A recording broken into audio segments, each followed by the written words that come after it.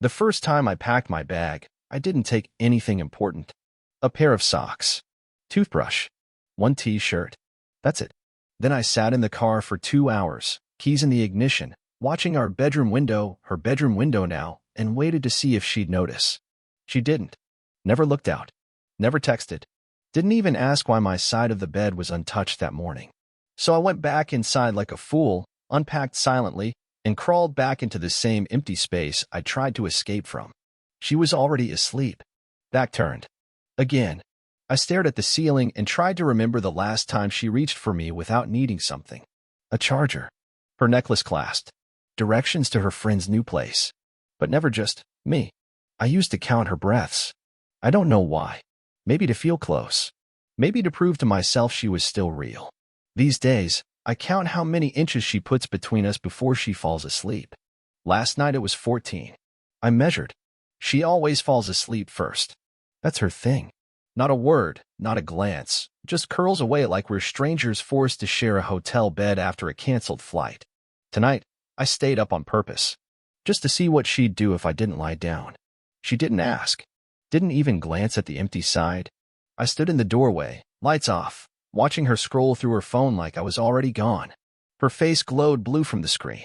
A tiny smirk flickered across her mouth, the kind I haven't seen in months, and then she turned it toward her chest when she heard the floor creak. I didn't ask who she was texting. I didn't ask anything. I just stood there, in the dark, invisible in the home I paid for, watching my wife light up over someone who wasn't me. You'd be surprised how loud silence can be. She finally rolled over, not toward me, but toward the wall, and pulled the blanket up over her shoulder like a shield. And that's when it hit me. This wasn't just a bad week. This wasn't exhaustion. This was a pattern. This was how she trained me to disappear, one quiet night at a time. So I left again. No toothbrush this time. No socks. Just the keys. She still didn't wake up. And when she finally does, I hope she reaches across the bed and feels all that space I left behind. Because that's hers now. All of it. I came back the next morning just to see if she'd say anything. She didn't. The front door was unlocked. Lights were still on in the kitchen. One mug in the sink, a single lipstick print on the rim. Mine was still on the shelf, clean and used. I walked past her in the hallway. She was brushing her hair, wearing the same robe I bought her last Christmas, humming some song like everything was normal. Like her husband hadn't vanished in the night and left behind an unmade bed and a car missing from the driveway. No, where were you? No, are you okay? Just a glance at her phone and a lazy, you sleep all right? That was it. That was her version of concern. I just nodded. Lied, of course. I hadn't slept. I'd sat in the grocery store parking lot for 6 hours straight with the radio off and my mind chewing itself to pieces. That's when I realized I wasn't married anymore. I was adjacent, a side presence in her routine. I existed somewhere between her Amazon packages and the junk mail on the counter. And yet, every time I started to confront her, something stopped me. Not fear. Not even love. It was the sound of her indifference. That unbearable silence before she'd blink at me and say something like, "You're always so dramatic, Lowell," without even raising her voice. That tone, the soft, flat one, had more venom than yelling ever could. But that morning, something new happened. She left her laptop open. I didn't mean to look. I swear I didn't. But it was right there, glowing on the kitchen table. A message thread. No password. No second thought. The conversation wasn't long, just a few lines. But they were precise. Calculated. Familiar in a way that gutted me instantly. Him. So, Thursday then? Same place? Her. If I leave right after pottery, I can be there by 9. You still have the wine I like? No emoji. No nickname. Just cold logistics. Like she was making dinner plans, not planning to erase me. My hands shook, but not from rage. I wish it were rage. Rage would have made me slam the laptop shut, scream her name, flip the table. But this was different. This was a kind of numb that felt like sinking. Like something in me had stopped swimming. I closed the screen without a sound. Sat down. Stared at the fridge. That's when I noticed something new, a note magnet to the door. Grocery list, it read. But it wasn't in her handwriting. It was sloppier. Mail. And in the corner, scribbled like a joke. Don't forget dessert. You owe me face-blowing kiss. She had thrown away love letters I wrote her 5 years ago. But this got fridge real estate. She came down 10 minutes later. Hair curled, jeans a little too tight for pottery. Her voice light. You need anything while I'm out? I looked up from my phone. Managed to say, nope. She kissed me on the forehead. I didn't flinch. But inside, something shattered for the last time. I watched her walk out the door, saw her reflection in the hallway mirror, adjusting her blouse like she was prepping for a photo shoot. Then the door closed, and I stood there in the echo. I didn't cry. I didn't yell. I just finally believed it. She was gone. Not physically. Not yet. But in every way that mattered, she'd already left. And maybe she thought I'd never do the same. She was wrong. To be continued. I followed her once. Just once. I told her I had a late call with the Chicago office and would be working from the basement. She nodded, barely listening, too busy smudging mascara under her lashes and asking if her earrings looked too loud. I said no. She didn't hear me. She never does. She was already thinking about him. She left at 7:13 p.m., wearing the same cream jacket I used to think made her glow. I watched from the upstairs window as she drove off, not toward the community center where pottery classes were held. I checked the address twice, but toward the interstate. I waited 5 minutes, then got in my car and followed. Headlights off for most of it. I kept my distance. I knew what I was doing was desperate. Sad. The kind of thing broken men do when they still want to believe there's a sliver of hope left to rescue. But I wasn't hoping anymore. I was just trying to confirm what I already knew so I could finally stop being afraid of the truth.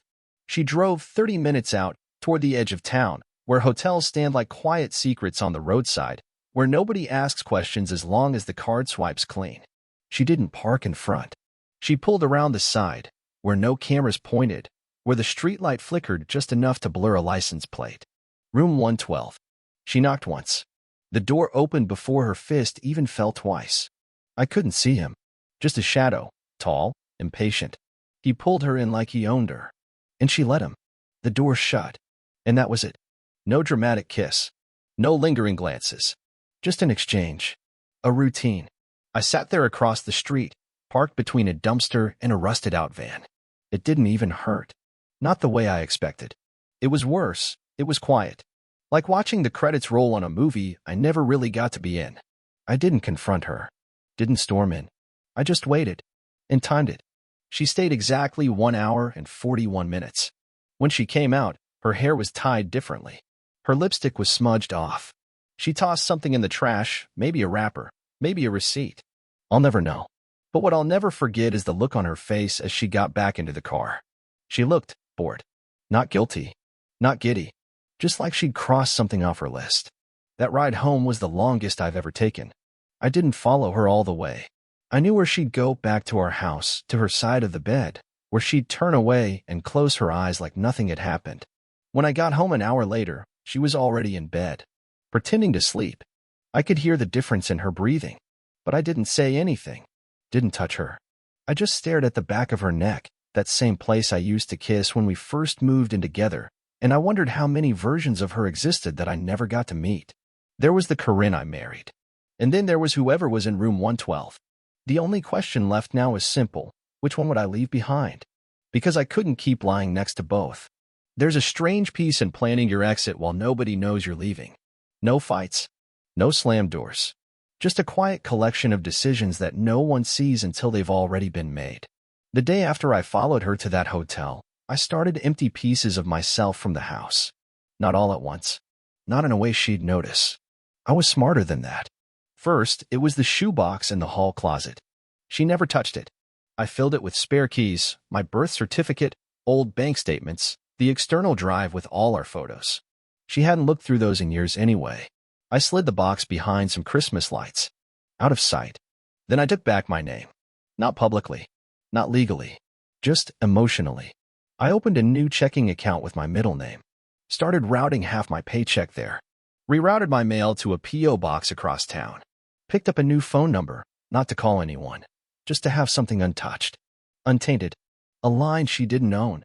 She never noticed. That week, she brought home a new coffee grinder. Said her friend Trish swore by this brand and that it would change the morning game. I watched her unwrap it, smile at the chrome finish, talk about the difference in bean texture. And I just nodded. Let her explain, let her sip. Let her perform the role of a person who believed she was still in a marriage. I didn't touch the coffee. I wasn't staying long enough to develop new habits. What she couldn't know, was that I had already signed the lease on a studio apartment downtown. It wasn't much. Just a loft with creaky windows and cheap flooring. But it had light. And silence. The kind that didn't accuse.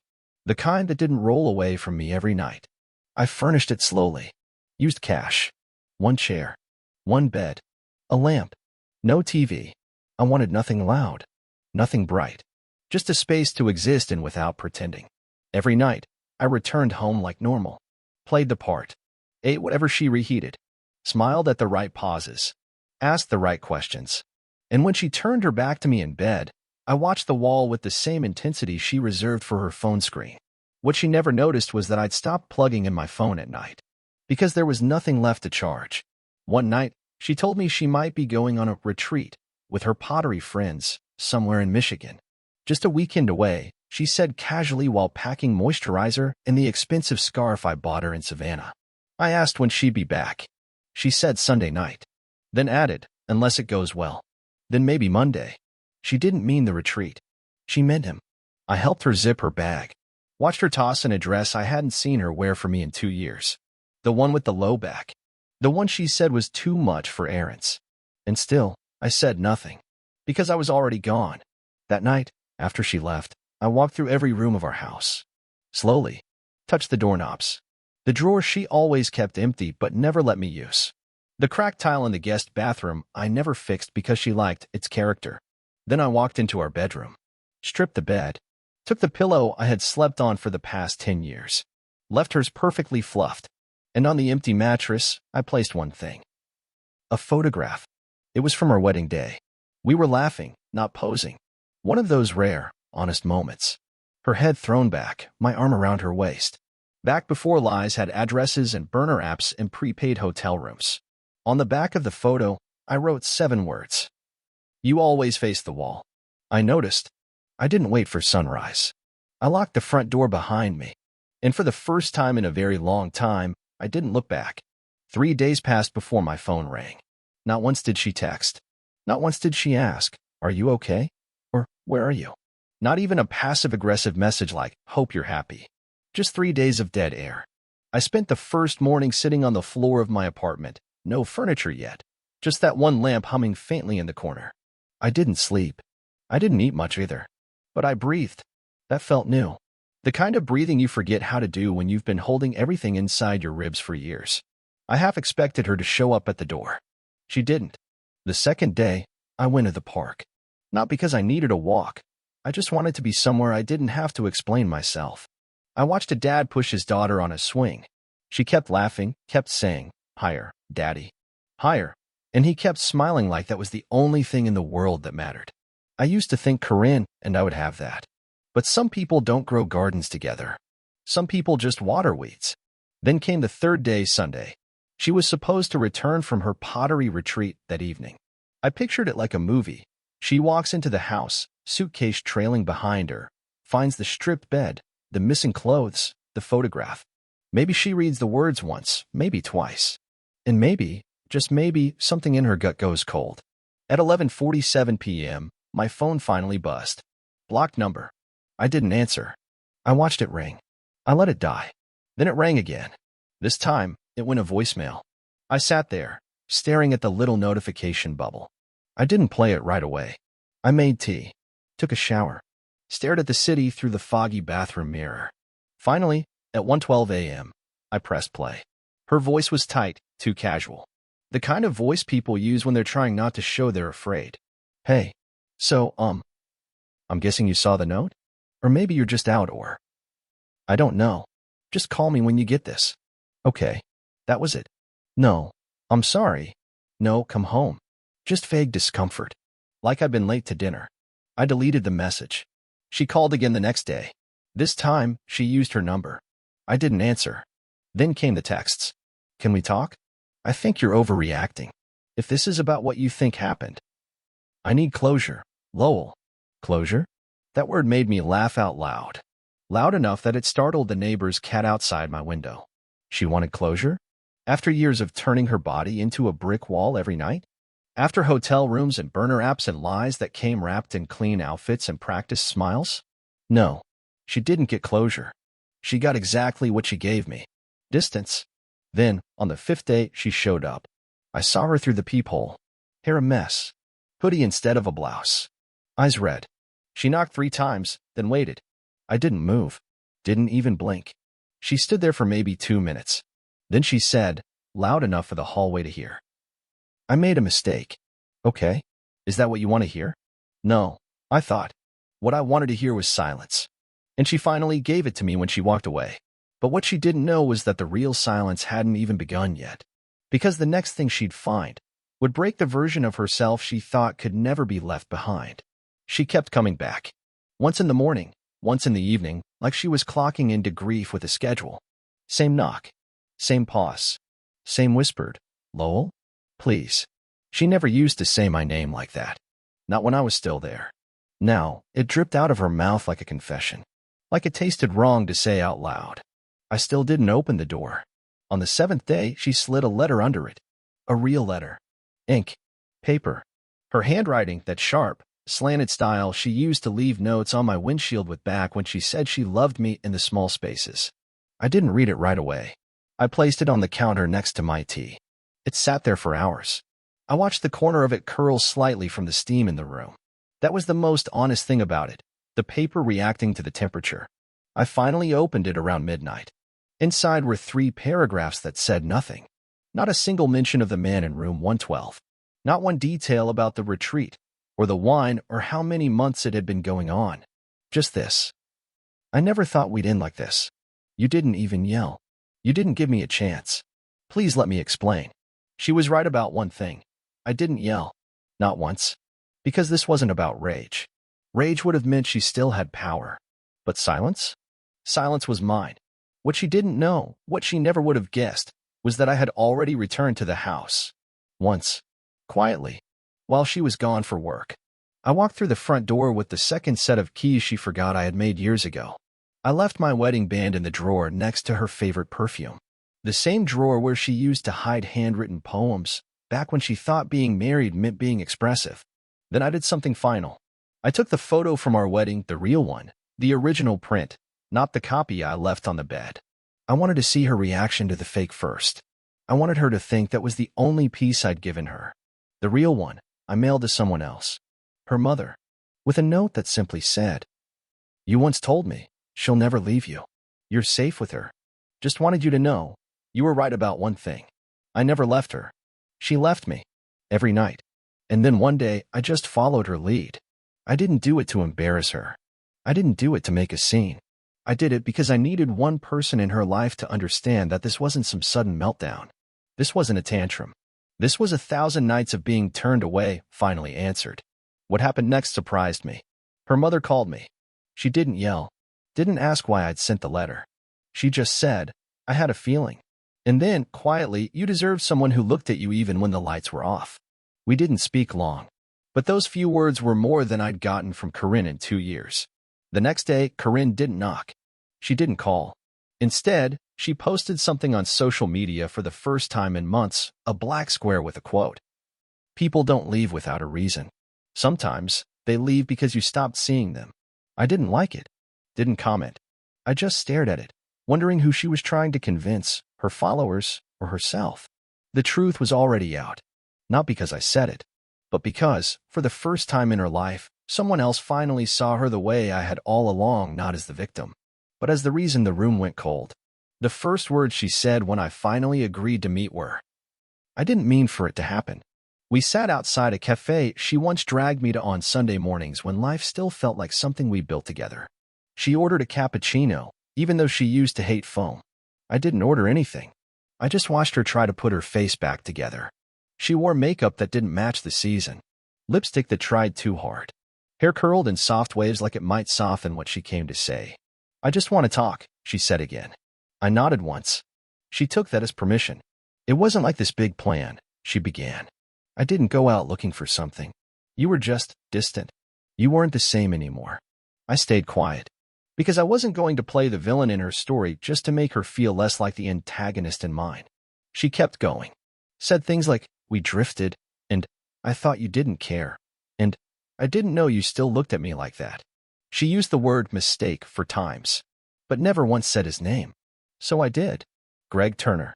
Her fork slipped off the edge of her saucer. Just enough sound to cut the air. I leaned forward. Calm. Room 112. Thursdays. 1 hour, 41 minutes. Sometimes wine. Sometimes not. Once, you left your scarf behind. You bought another the next week and said you got it on sale. But it still had the price tag. From the boutique next to the hotel. Her face cracked right down the center. No tears. Not yet. Just the dawning horror that I had seen it all, not just the cheating, but the years of lies behind it. The tone of her voice when she said she was tired. The way her back curved away from me at night like I was a toxin. The way she flinched when I touched her out of habit, not out of love. You think I didn't notice? I said. You trained me not to ask questions. You trained me to accept crumbs and smile like it was a meal. I was scared, she whispered. I didn't know how to tell you. You didn't have to tell me. You already did. Every night you turned away, you told me. Silence. Her lips parted like she might argue. But the words got lost. Then I reached into my coat and pulled out a small envelope. Pale blue. Simple. I slid it across the table. Inside was a printed email thread, screenshots of her messages with Greg. Not threatening. Not humiliating. Just the truth. Their words. Her sentences. No commentary. No edits. I sent a copy to your lawyer, I said. Just in case you try to take half of what I built. Now the tears came. Not sobs. Not regret. Just the helpless kind. The kind people cry when they finally realize they don't get to rewrite the ending. I don't want anything, she said, shaking. I just want us to try again. I stood up. Then you should have faced me. Not the wall. I walked away. Left her sitting there with her cold coffee and her foam she suddenly didn't like anymore. I didn't look back. Not this time. Because for once, she was the one staring at an empty seat. And it was going to stay that way. I didn't hear from her for a while after that cafe. No texts. No calls. No letters this time. Maybe she finally understood that silence was no longer a weapon. It was a boundary. And I had claimed it. I moved fully into the studio. I bought a second-hand bookshelf and filled it with things I used to love before the noise of her replaced my own voice. Books I hadn't read in years. Vinyl records I stopped playing because they reminded me of the house. I even bought a plant. It died in 6 days. But I tried again. This time, I watered it. I moved it toward the light. It stayed green. One Saturday morning, I walked to the farmer's market. I never used to go, she hated crowds, and I always let her preferences dictate the weekend. But this time, I went alone. I got a coffee from a small cart, the kind that made the drink right in front of you. I stood under a tree and watched people move without rushing. That's where I met someone. Her name was Mel. She sold handmade soaps at a stall wrapped in string lights, even though it was 10 a.m. She made a joke about the lavender scent being dangerously calming, and I laughed, not out of politeness, but because something inside me actually responded. We talked for 20 minutes about nothing that mattered. But it felt like everything. She didn't ask if I was single. I didn't ask her why she worked weekends. It wasn't that kind of moment. It was simpler. Lighter. Like a window cracking open after years of stale air. That night, I slept well. No dreams. No restlessness. Just sleep. The kind where you don't wake up angry or haunted or hollow. Weeks passed. My divorce papers went through. Clean. No drama. She didn't contest anything. I think she knew that the real loss wasn't the house, or the bank accounts, or even the name she gave up. The real loss was me, and the version of herself she could have been if she'd just turned toward me instead of away. I kept the photo. The real one. Not to hurt. Not to mourn. But to remember that even when it ends, not all of it was fake. Some days were real. Some laughter was honest. And that man, the one in the photo, he deserved better. Now he's learning to give it to himself. I saw Mel again. We had tea this time. She brought me a soap she made that smelled like cedar and orange. I don't know where it's going, but I know this. I will never again fight to stay where I'm not seen. I will never again measure my worth by how close someone sleeps. And I will never again confuse silence with peace. Because now, for the first time in years, I know what peace actually feels like. And it doesn't turn its back at night.